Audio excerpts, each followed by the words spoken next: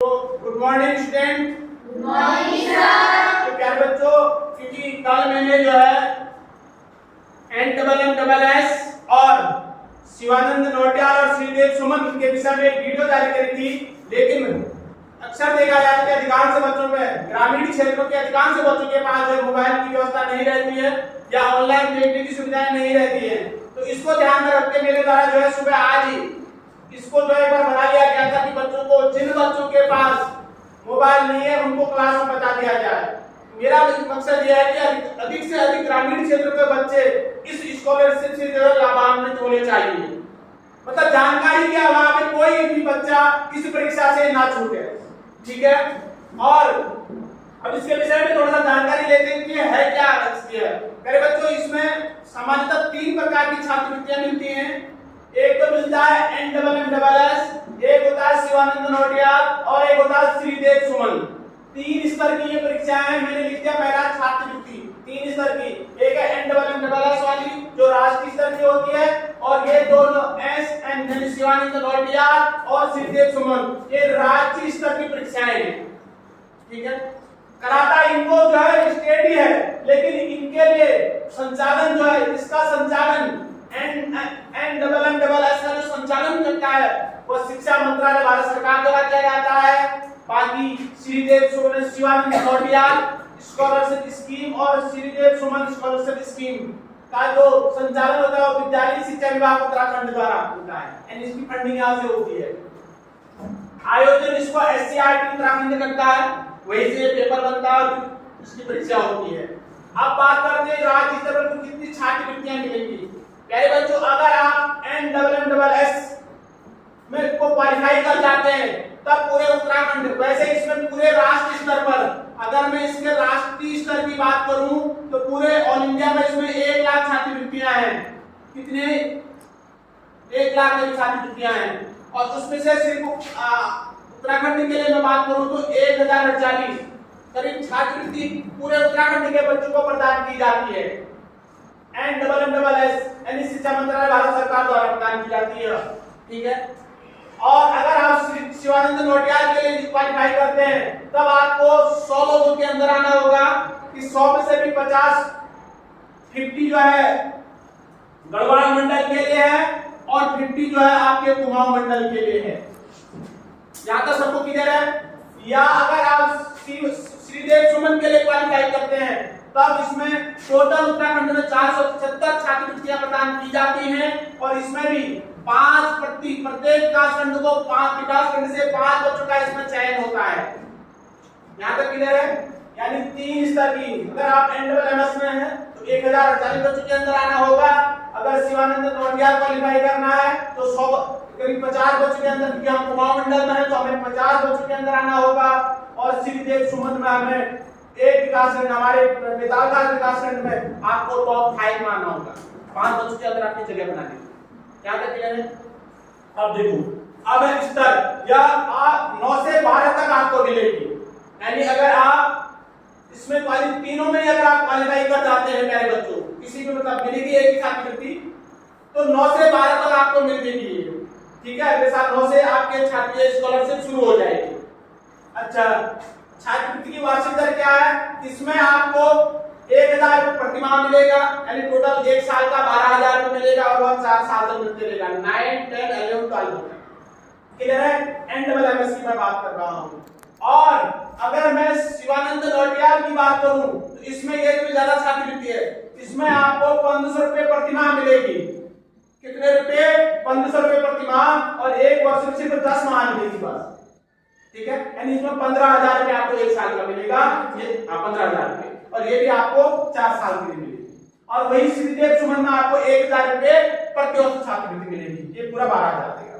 Clear हो गया? यहाँ पर यानी इसमें 1500 है, इन दोनों में 1000 रुपये छात्रवृत्ति है।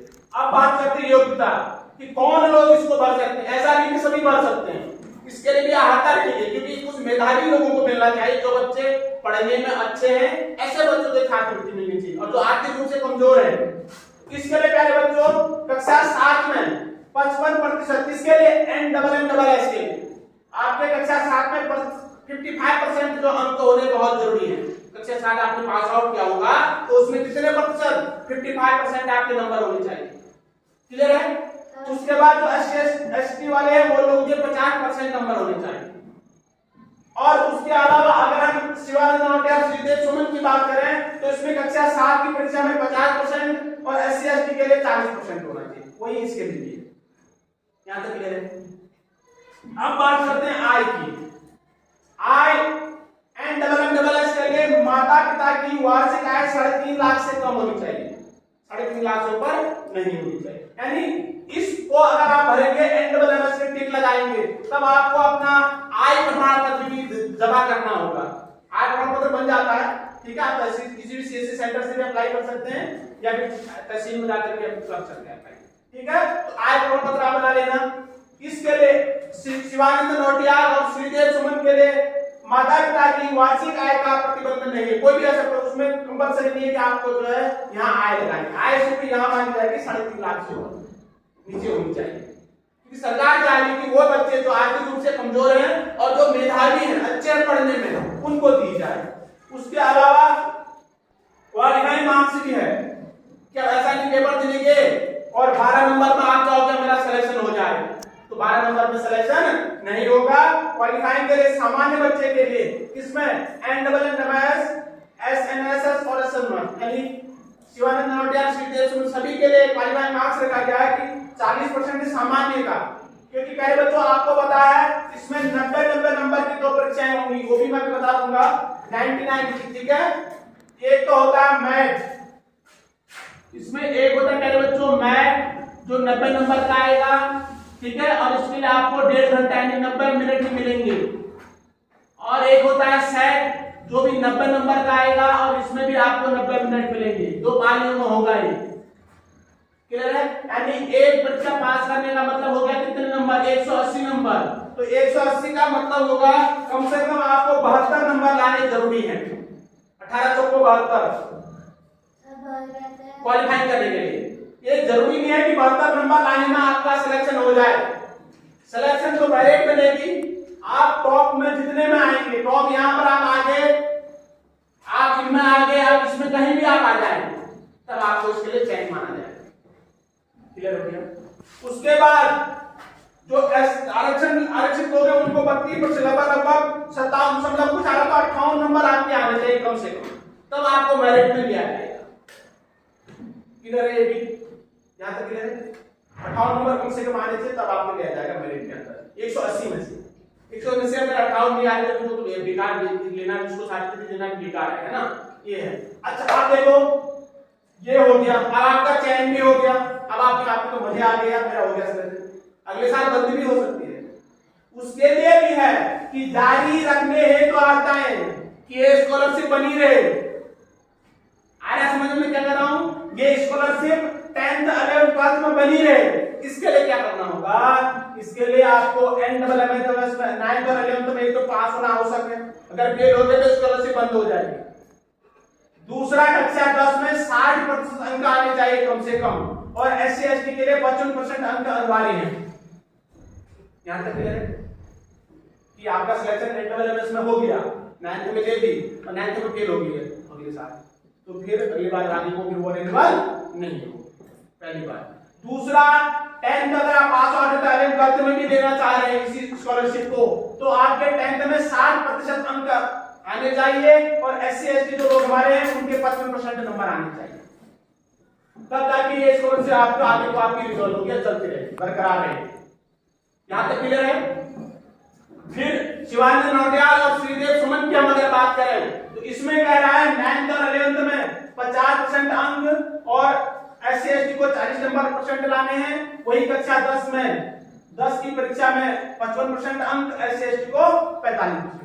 ये आपको लाने कंपलसरी, तब जाके आपका श्रीदेव सुमन और डॉक्टर शिवानंद नौटियाल छात्रवृत्ति परीक्षा अब आपको रिन्यूअल होगी। ठीक हो गया? अब बात करते हैं जमा करने की तिथि क्या है। जमा करने के लिए खंड शिक्षा अधिकारी कार्यालय में आवेदन पत्र जमा करने की अंतिम तिथि 15 अक्टूबर 2025 है। ठीक है? परीक्षा तिथि क्या है बच्चों? फिलहाल जो प्रस्तावित परीक्षा तिथि है वह है 16 दिसंबर 2025 को मंगलवार को, 16 दिसंबर को। लगभग दिसंबर में इसका एग्जाम हो ही जाता है। ठीक है? और इसके लिए आपको एक तो 3 फोटो चाहिए, छोटे वाली पासपोर्ट साइज के फोटो होते हैं ना, 3 फोटो सारे बच्चे कर लेंगे। इसके साथ ही साथ आय प्रमाण पत्र और कक्षा 7 की अंक तालिका और आधार कार्ड, नाम देखा जाएगा ना ठीक है गलत है करके भी, ठीक है, ये सब की फोटो कॉपी आ जाएगी। एक तो आप ले आएंगे 3 फोटो, लिखते भी रहो जिन बच्चों 3 फोटो आप लाएंगे, प्लस जो देखो जो बच्चे N double N double S को भी टिक लगाएंगे, अगर आप ये दोनों के लिए तो आय प्रमाण पत्र कंपलसरी नहीं है।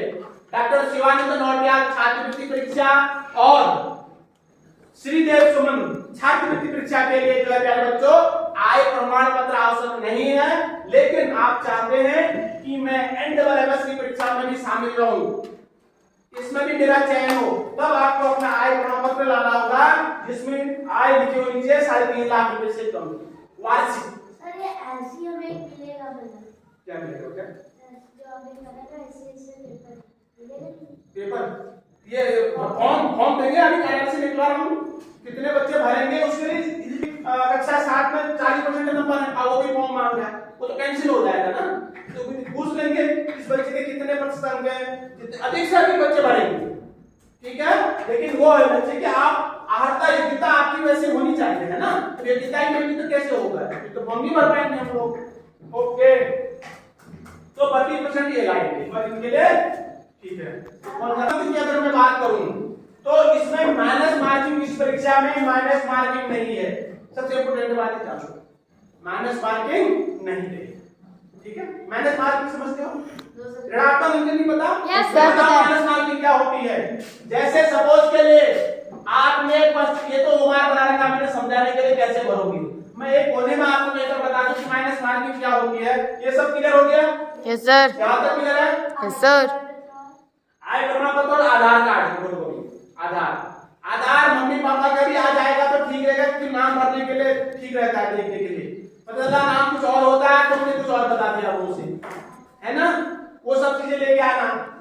आप देखो ऋणात्मक अंक होता क्या है इसको समझो, ऋणात्मक अंक अलग अलग होता है, वैसे सामान्यतः प्यारे बच्चों देखो क्या है कि जैसे आपने 4 प्रश्नों के आंसर आपने दिए सपोज के लिए, ठीक है, उसमें से 3 तो गलत हो गए, वैसे आने के देखो 4 मतलब 4 नंबर मिलने थे, क्योंकि अगर 1 नंबर का एक प्रश्न है तो 4 आपने हल करे, 4 में से आने कितने चाहिए थे सपोज के लिए 4 नंबर आने थे, आपके कितने हुए 3 तो आपके सही हो गए, तो एक आपका क्या हो गया गलत हो गया, तो इस गलत का 0.25 आपका नंबर काट दिया जाएगा, इस किसमें से, इस 3 में से, क्लियर है, तो 3 सही हो गए लेकिन एक गलत हो गया, तो प्यारे बच्चों आपके नंबर फिर 4 में से 3 नहीं आए, आपके नंबर आएंगे 4 में से 2.75, 2.75 आपके नंबर आएंगे, तो 3 आपने ठीक करे ना, लेकिन ये चौथा गलत भी तो कर दिया, तो उसको माइनस मार्किंग कहते हैं, जो गलत करोगे उसका आपको दंड भुगतना पड़ेगा, तो उसको 0.25 के रूप में आपका माइनस कर दिया जाएगा, लेकिन यह यहाँ पर नहीं है, कहना मैं चाह रहा हूं यही होती है माइनस मार्किंग, गलत करने पर आपके सही में से गलत जितने हुए हैं, एक प्रश्न बना, एक प्रश्न में 0.25 काट दिया जाता है, माइनस कर दिए जाते हैं आपके टोटल में से, इसी तरह अगर आपने 2 गलत करे तो आपके आधे नंबर काट दिया जाएगा, अगर आपने 4 सही करे माना 10 सही करे 4 गलत कर दिए, तब आपके 10 में कितने 4 का मतलब 1 नंबर माइनस कर दिया जाएगा, 25 से 100 यानी एक नंबर कम हो जाएगा, यहाँ तक क्लियर हो गया, माइनस मार्किंग समझ में आ गई, लेकिन इसमें ऋणात्मक अंक का कोई भी प्रावधान नहीं है, क्लियर, ओके। अब बात करते हैं कि पढ़ना क्या है, पढ़ना क्या, ओमार सीट में आंसर भरते हो तो आपको क्या ध्यान देना, सपोज करो क्वेश्चन नंबर 1 का आपको पता लग रहा है क्वेश्चन नंबर 1 का आंसर सी है, ठीक है, ये ऐसे गोला हुए रहते वहां पर, ऐसे गोल होते हैं, तो आप क्वेश्चन नंबर 1 का सी कर देंगे गोल, इस बॉर्डर से आप बाहर नहीं जाएंगे, इस चीज का ध्यान रखें, क्लियर है। उसके बाद आपको लग रहा है क्वेश्चन नंबर 2 का ए है सही, तो आप ए को गोल कर देंगे, बाकी को छोड़ देंगे, इनको आप छोड़ देंगे, क्लियर हो गया। इसी तरह अगर तीसरे का आपको लग रहा है बी ठीक है और बाकी सब गलत है तो आप बी को सही कर देंगे बस। सर यार मुझसे ऐसा हो गया था कि मैंने दो इधर से क्वेश्चन नंबर 2 में दो। हाँ, इसने क्या करा कहती कि क्वेश्चन नंबर 2 पे ही एक यहाँ पर गोल कर दिया, तीसरे का भी इसी में गोल कर दिया। सही करो। तो ऐसा नहीं करना है। मार्क शीट में रोल नंबर बहुत इस पर आगे चर्चा करेंगे, अभी तो बहुत चर्चाएं होंगी। अब बात करते हैं प्यारे बच्चों की आना क्या है, पढ़ना क्या है। क्लियर है? तो इसमें इसको मिटा दूं, इतना मिटा दूं। ये आप लोगों ने लिखा ही होगा ना अभी, इसको लिखने की जरूरत है? हो जाएगा ना? ठीक है, ओके। चलो अब मैं आपको बताऊं कि पढ़ना क्या है आपने। सबसे इम्पोर्टेंट तो मैं बता रहा हूँ इस परीक्षा को पास करने की जो रामबाण औषधि है वो ये है 6, 7 और 8 पे आपको अपनी सामाजिक जो क्या क्या है आता क्या क्या पहले उस हिसाब से आपको पता चले कि पढ़ना क्या है। तो पहले बच्चों एक तो होगा इसमें मेंटल एबिलिटी टेस्ट, ठीक है, जिसमें आपके 90 नंबर का प्रश्न 90 प्रश्न होंगे। कितने प्रश्न होंगे? 90। ठीक है। एक होगा सेट का, इसमें भी आपके 90 होंगे और ये 90 ही मिनट आपको इसमें मिलेंगे भी, इसमें भी 90 मिनट मिलेंगे आप समय। हर चीज में 90 क्वेश्चन होंगे। हाँ, 2 पेपर ही होंगे। एक प्रथम पाली में होगा 11:30 से शायद 1 बजे तक है। एक जैसा क्लास है मेरा, उसमें मैंने लिखा था शायद, मैं देख रहा हूँ एक बार। 90 प्रश्न होंगे और 90 प्रश्न होंगे इसमें, ठीक है, 90 क्वेश्चन होंगे। इसको दोबारा लिख देता हूँ। जो क्वेश्चन होंगे मैथ में क्वेश्चन 90 क्वेश्चन होंगे आपको 1.3 यानी 1.5 घंटे का इसमें क्या दिया जाएगा? समय दिया जाएगा। ठीक है। दूसरा सेट का होगा, इसमें भी 90 क्वेश्चन होंगे और इसमें भी आपको प्यारे बच्चों 1.3 यानी 1.5 घंटे का समय दिया जाएगा। ऊपर वाला जो मैथ आता है इसमें वर्बल, नॉन वर्बल, रीजनिंग यानी ये वाला पूरा पेपर आपका किस पर है? रीजनिंग पर निर्भर है। किस पर निर्भर है? रीजनिंग। और यहाँ आपका जीएस यानी सब्जेक्ट वाला आएगा। जैसे आपका यहाँ गणित आ जाएगा, करीब 18 नंबर का आएगा। हाँ, गणित आपका 18 नंबर का आ जाएगा। उसके बाद विज्ञान आ जाएगा 36 नंबर का और सामाजिक विज्ञान भी आ जाएगा 36 नंबर, यानी 36 में 72, 18, 90। क्लियर हो गया? गणित आएगी 18 नंबर की, विज्ञान आएगी 36 नंबर की और समाज विज्ञान आएगा 36 नंबर का।